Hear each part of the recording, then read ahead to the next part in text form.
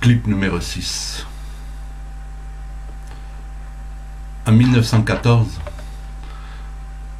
la population de Palestine est estimée à 720 000 habitants, dont 60 000 juifs, ce qui représente 8% de la population totale.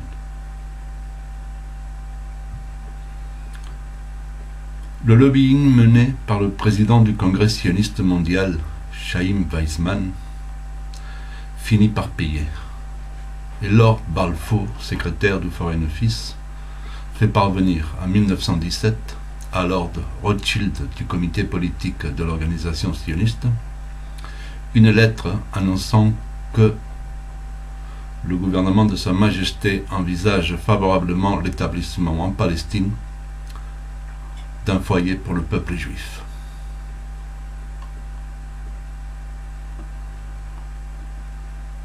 Suite à cette lettre, il y a eu donc la déclaration Balfour qui dit: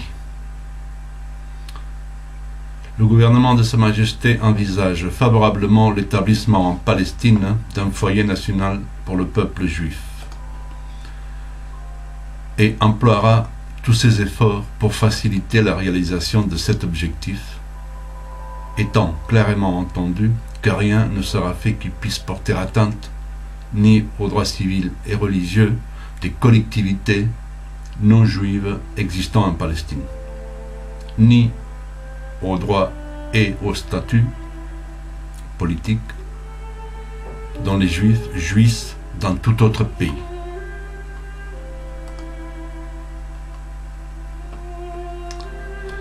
Inutile de dire que la seule option qui n'a pas été réalisée effectivement est celle qui incluait la Palestine dans un grand royaume arabe, qu'il soit gouverné par l'hachémite Sherif Hussein ou par le wahhabite Ibn Saoud, tel que Londres l'avait laissé entendre en 1916.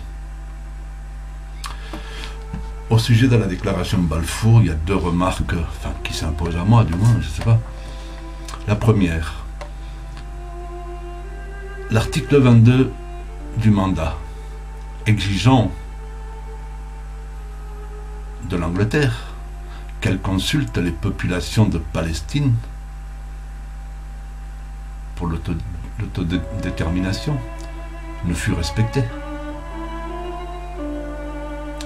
Les recommandations de Sa Majesté sur les droits civils et religieux des populations non juives ne le fut davantage. Deuxièmement, le souhait de Sa Majesté concernant le statut politique des Juifs dans les autres pays, lui, fut bel et bien respecté.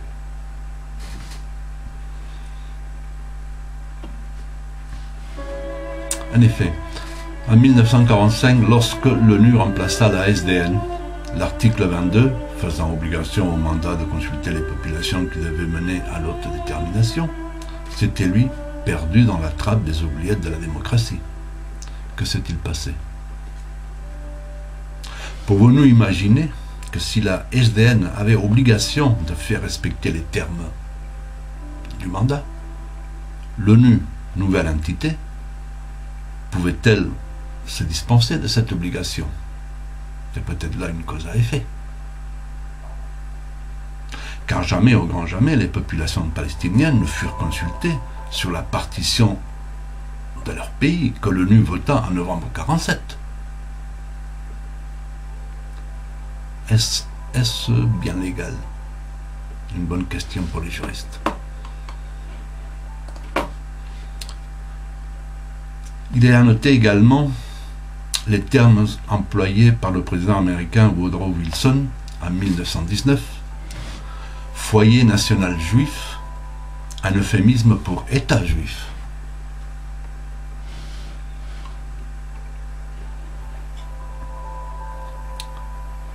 La commission Kincred, menant une enquête sur le souhait de la population palestinienne, conclut contre la colonisation juive en Palestine. Mais à peine ces conclusions publiées, les États s'entendent pour n'en tenir aucun compte. Nous sommes en 1919. On ne peut donc pas prétendre que l'entente de ces États ait été favorisée, comme ça a été dit par ailleurs, par le remords qu'a pu engendrer la Shoah.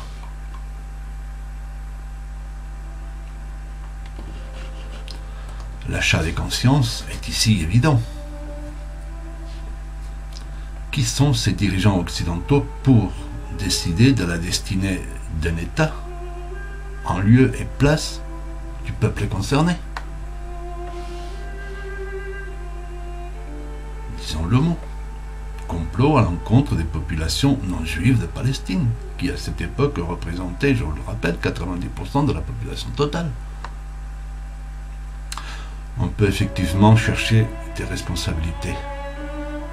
Mais Israël est largement un produit du colonialisme occidental, et anglais en particulier, et de ses dirigeants qui se sont laissés acheter. Je ne vois pas autrement.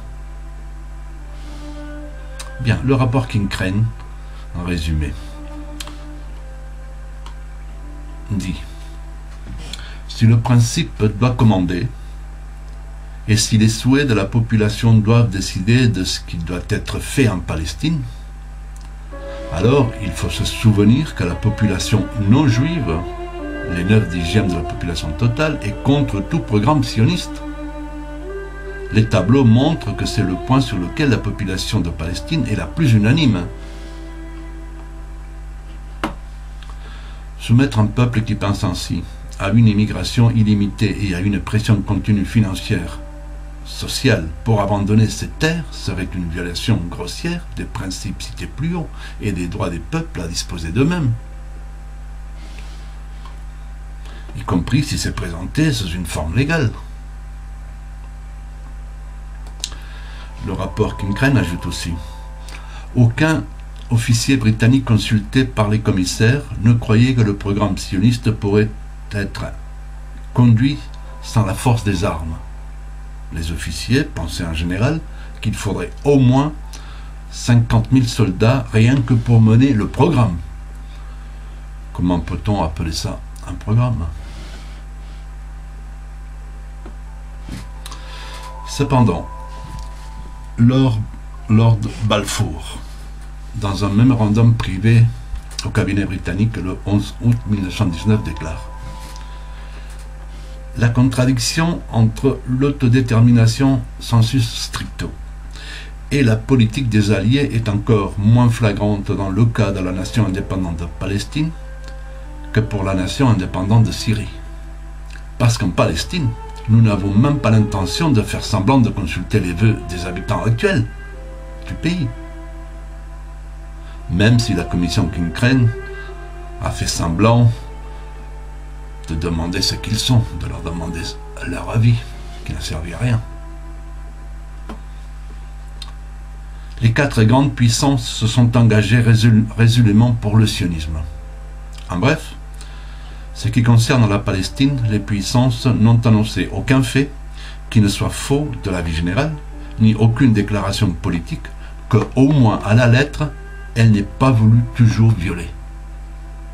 Je rappelle que c'est Lord Balfour qui parle.